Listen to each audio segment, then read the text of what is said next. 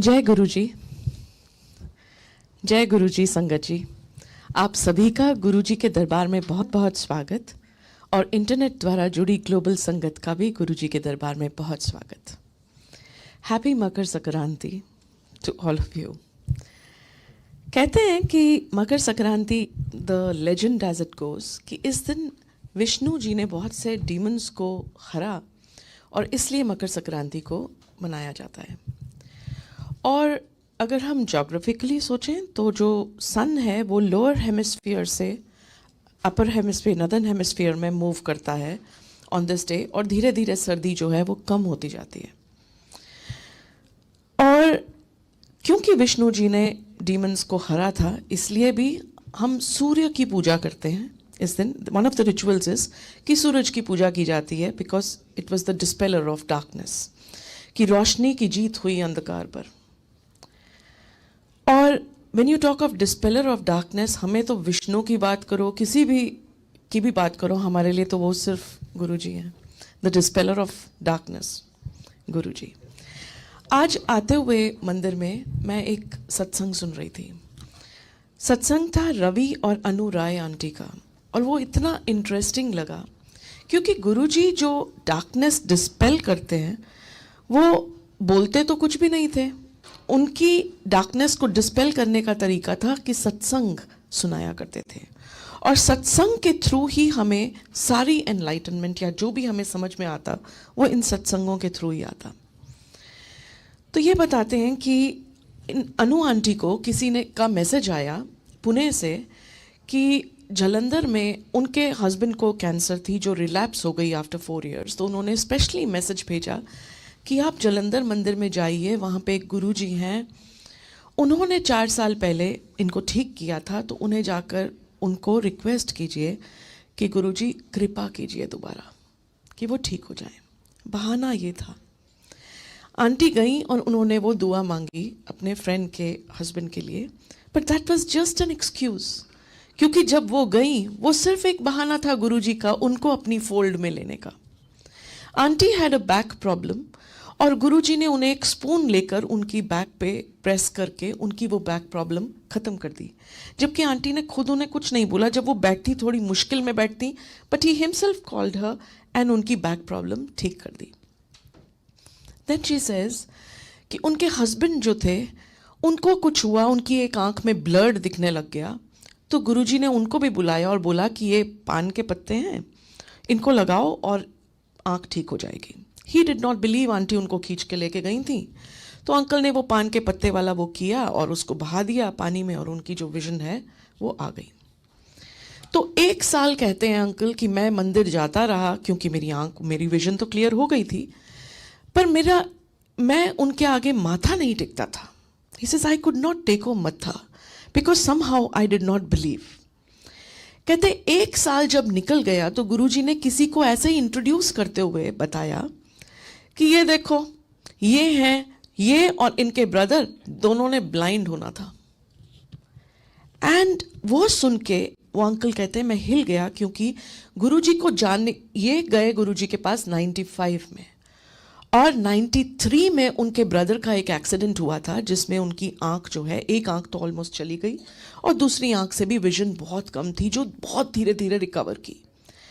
But गुरुजी ने उनको hint दिया कि उन दोनों की आंखें चली जानी, ये दोनों भाइयों ने अंधा होना था, इन्हें ब्लाइंड होना था। लेकिन गुरुजी न्यू, और कभी किसी ने बताया नहीं उनके ब्रदर के बारे में कि वो अंधे थे। तो उससे उनको पता चला, पहला कि गुरुजी के पास जब हम आते हैं, गुरुजी हमें ब्लेस करने के लिए अपने पास बुलाते हैं। दूसरा कि गुरुजी के बारे में जब वो नहीं भी जानते थे तब भी गुरुजी उनके साथ थे, उनकी पूरी परिवार के साथ। उनके भाई की आंख तक ना जानते हुए भी गुरुजी को मालूम था, और गुरुजी ने हिंट किया कि उन्होंने ही ठीक की। ये कैसे हो सकता है? इट इज़ ओनली पॉसिबल अगर वो ईश्वर हो, खुद ईश्वर। तो गुरुजी ने अपनी हिंट्स देनी शुरू की कि वो ईश्वर ही हैं, और वो अर्थ पे आए, वो जो डिस्टेंस है ना भगवान और इंसान का, उसको कम करने के लिए। जब हम सोचते हैं हम पूजा करते हैं, भगवान हमारी सुनता नहीं, भगवान पता नहीं बहुत दूर है हमसे, गुरुजी ने एहसास दिलाना शुरू किया कि वो भगवान हैं और वो हर पल हमारे साथ हैं। आंटी कहती हैं कि मैं जालंधर में थी और मुझे दिल्ली से फ़ोन आया, मेरी बेटी बहुत बीमार थी, शी वॉज थ्रोइंग अप, तो मुझे फ़ोन आता है आउट ऑफ द ब्लू कि उनको बोलो राय आंटी को कि अपनी बेटी को जालंधर मंदिर में ले जाकर लंगर खिलाएं। वो ले गई कि थ्रो अप कर रही है, कहाँ से लंगर खाएगी, लेकिन गुरुजी का हुक्म था, वो ले गई। एंड शी सेज जैसे ही उनकी बेटी ने वो लंगर किया, शी वॉज परफेक्टली फाइन। ऐसे ही कहती एक बार मैं थ्रो अप कर रही थी, मैं मंदिर में थी, गुरुजी ने एक आंटी को बोला कि इनको लंगर खिलाओ, तो मैंने आंटी को बोल दिया कहाँ खाया जाएगा, इतनी हालत ख़राब है मेरी, मुझसे नहीं खाया जाएगा। कहती मैंने बोल दिया मत लाओ। गुरुजी थोड़ी देर बाद जब सब कुछ हुआ, खड़े हुए, उन आंटी को कहते मेरे कारण उन आंटी को डांट पड़ी, मुझे बुरा लगा, बट उन आंटी को बोला कि मैंने तुम्हें बोला था ना कि लंगर खिलाओ इन्हें, तो लेके आओ। आंटी लंगर लेके आई, कहती मैंने वो खाया, मुझसे खाया गया और उसके बाद मेरी तबीयत बिल्कुल ठीक। तो गुरुजी ने उसके बाद आंटी को, इट वाज अ लॉन्ग सत्संग, सो मेनी इंसिडेंसेस। अंकल की जॉब, आंटी को बोला कि अपनी बेटी की तबीयत, कहती कि इसकी शादी करा दूं, तो कहती मैं तो डर गई, मेरी बेटी 9 साल की, तो मैंने बोला ये 9 साल की लड़की की शादी करा देंगे। चीज़ें बट बुद्धि में ये समझ नहीं आई कि हर चीज़ वही ऑर्केस्ट्रेट करेंगे, हर चीज़ वही संभाल लेंगे। कहते मुझे बोले कि अपना बेटा मुझे दे दे आंटी, कहती मुझे लगा कि ये तो मेरा बेटा ले जाएंगे, बट शी रियलाइजेस कि उसके बाद समझ में आई, मैं उस वक्त चाहे कुछ भी सोच रही थी, लेकिन हर कदम, हर चीज़ मेरे बच्चे की उन्होंने अपने हाथ में ले ली थी। तो मुझे दे दे का मतलब ये था कि उसका ख्याल मैं रखूँगा। तो गुरुजी ने फिर आंटी को उन्होंने शिव दर्शन दिए कि मैं ही शिव हूँ, और when she turned her head, जहाँ शिव जी विराट रूप उनका दिखाया, उसके साइड पे गुरुजी खड़े थे and he showed her that वो ही ईश्वर है। तो ईश्वर धरती पे आए, वो गैप, वो हमारी फीलिंग कि भगवान पता नहीं कहीं है जो हम पा नहीं सकते, उन्होंने हमें एहसास दिलाया कि पल पल, चाहे वो दिल्ली थे, वो जालंधर में उनकी बेटी की तबीयत खराब है, उसका उनको एहसास था। उनके बेटे के लिए ये कहना कि उन्हें मुझे दे दे, हर पल बच्चे का वो ख्याल रखते हैं। सो गुरुजी ने हमें ये रियलाइज़ कराया है कि वो हमारे साथ हर मोमेंट है, हर मोमेंट। और ये रियलाइजेशन वो तो हमारे साथ तब से हैं जब से हम पैदा हुए, और मे बी कई जन्मों से, लेकिन ये एहसास हमारे लिए कितना एम्पावरिंग है। इट इज़ सो एम्पावरिंग कि हर पल एक एक चीज़, हमारा तबीयत खराब होना, छोटी छोटी चीज़ का भी गुरुजी ध्यान रख रहे हैं। कितना कितना बड़ा सहारा है ये। तो इन सत्संगों में बहुत पावर है संगत जी, इनको बहुत ध्यान से सुनिए, because they have huge messages for her, for all of us, not just her, they are huge messages for us. And आज जो सत्संग है पूर्वी आंटी शेयर करेंगी, और पूर्वी आंटी को तो गुरुजी ने लिटरली अपने चरणों में रखा हुआ है। जितनी ज़्यादा सेवा गुरुजी देते हैं, शायद उतना ही प्यार करते हैं। And I have seen her literally at his feet every time I come to the temple. बहुत blessed है। आइए आंटी, प्लीज शेयर योर सत्संग। जय गुरु जी। जय गुरु जी। थैंक यू गुरु जी, शुक्राना गुरु जी, एंड हैप्पी मकर संक्रांति सबको।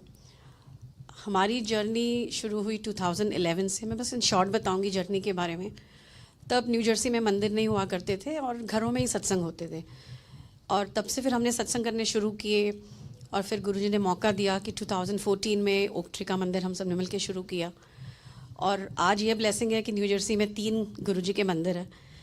बट मेरा ये सत्संग अभी रीसेंट सत्संग है, दिसंबर 11, 2023 का। मुझे उस दिन जूरी ड्यूटी के लिए रिपोर्ट करना था, बट एक वीक पहले मेरी तबीयत बहुत ख़राब हो गई थी, मेरा back, I just could not get up, तो I had to take an excuse. But हमने उस दिन दरबार सेवा भी करनी थी, I was feeling little better, तो मैं दरबार सेवा में भी आई हुई थी उस दिन। अब हुआ ये कि उस दिन हमारे पास सेवादार बहुत कम थे, और दरबार बहुत बड़ा था जिसको पूरा हमें रिवैम्प करके नया दोबारा से बनाना था। तो करते करते ऑलमोस्ट लाइक 3:45 हो गए, और हम बस एंड में 2 सेवादार बचे थे, और हुआ ये कि मैं यहाँ से बस नीचे उतर ही रही थी कि देखा वेस गिरने लगा। तो जब वेस गिरने लगा तो मैंने उसका बचाव करने की कोशिश की, क्योंकि उसके आगे ही कैंडल होल्डर रखा हुआ था। तो मैंने कहा अगर ये टूट गया तो हमारा काम और बढ़ जाएगा, और 5 बजे वापस सत्संग शुरू होना है शाम को। तो उसका बचाव भी हुआ और पूरे फ्लोर पे पानी हो गया, क्योंकि वो वेस बहुत ही बड़ा था उस दिन। और फिर सम रीज़न मुझे वैसे मॉपिंग करने का मौका नहीं मिलता स्टेज पे। कोई ना कोई आता है तो हमेशा कहते हैं कि आज मैं करूँ, आज मैं, तो लगता है कि जिसको भी मौका मिल जाए गुरुजी करा ले। उस दिन गुरुजी ने पूरा स्टीम मॉप भी कराया, और वो स्टीम मॉप इतना गर्म हुआ था कि मुझे करीब करीब 45 मिनट्स लग गए इस प्लेटफॉर्म को पोंछते हुए। उसके बाद भी वो ड्राई नहीं हुआ, तो फिर मैंने पूरा बाउंटी से वापस इस प्लेटफॉर्म को वाइप किया। अब जब वो वेस गिर गया तो हम सब इतने डर गए कि, क्योंकि हम 2 ही बचे हुए थे और पूरा दरबार रेडी था, उस पर जब पानी गिर जाए तो उसको हम कैसे क्लीन अप करें। किचन से बड़े तौलिए लिए हम लोगों ने, पूरा गुरुजी ने फिर से मॉपिंग करवाई मेरे से। तो जो आंटी थी वो कहती है कि पूर्वी आंटी, गुरुजी आपका और मेरा कुछ कष्ट कटवा रहे हैं। मैंने कहा ये नहीं पता मुझे गुरुजी क्या करवा रहे हैं, बट आज गुरुजी की यही मर्ज़ी है। और मैंने वाइप किया, सब कुछ हमने वाइंड अप करके। मैं बहुत थक गई थी क्योंकि मेरी बैग ऑलरेडी उस दिन दे चुकी थी, एंड मुझे ग्रोसरी भी करने जाना था। तो मैं चल पड़ी यहाँ से अपनी कार लेके, and I thought you know what, I am going to stop by home, I am so tired, I need a cup of coffee. और मैं संजीव अंकल से बोलूँगी कि कॉफ़ी बना दे मुझे, और फिर मैं ग्रोसरी। तो मैंने कम्युनिटी में राइट टर्न लिया, गाड़ी पार्क करी। मैं 2 मिनट, फॉर सम रीज़न पता नहीं क्या हुआ, मैं 2 मिनट गाड़ी में बैठी और डीप ब्रेथ लिया, लॉक किया, फॉब को अपने जैकेट में डाला, अंदर चली गई। और मुझे मंदिर से किसी का फ़ोन आया कि कुछ उनको सत्संग के बारे में पूछना था। तो I was just talking to her, and suddenly I get another call from a friend of mine in my community, and she tells me कि तुम्हारी गाड़ी में आग लग गई है। तो मैंने कहा तू पागल है, I just came in and I said I just park, सब कुछ ठीक है। कहती नहीं, इट्स 93 नंबर, फ़ोटोज़ आ गई ऑलरेडी कम्युनिटी के वाले उसमें, और तुम्हारी गाड़ी जल रही है। तो मैंने कहा उसे ये नहीं हो सकता, और मैंने संजीव अंकल से बोला, और हम दोनों भागे ऊपर से एकदम नीचे, और हमें कोई शोर नहीं पता लगा कि फायर फाइटर्स कम्युनिटी में आ चुके थे। They were cops and they were trying to control the fire.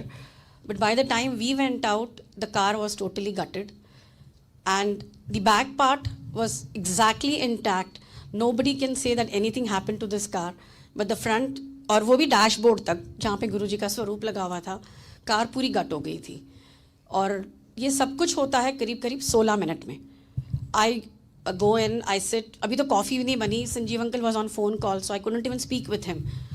तो बाय द टाइम मैं और संजीव अंकल बाहर जाते हैं 16 मिनट में तो car is completely done, and I am just crying in tears कि क्या होता अगर मैं वहीं से कंटिन्यू करके चली जाती। मैं ग्रोसरी के लिए जाने वाली थी, और लकीली गाड़ी गराज में भी पार्क नहीं थी। अगर गराज में पार्क होती तो कितना डैमेज हो सकता था। और इस बार ही हुआ ये कि बेटा भी घर पे था छुट्टी के लिए, तो बेटा आया हुआ था, तो मैंने उसे बोला कि तू इस बार मेरी कार चलाएगा, पापा की नहीं, क्योंकि वो ऑलरेडी उसी बिगिनिंग ऑफ द ईयर में ब्रांड न्यू मर्सिडीज टोटल कर चुका था, आइस पे स्लिप हो गई थी कार। तो कहता no this time I am not driving your car.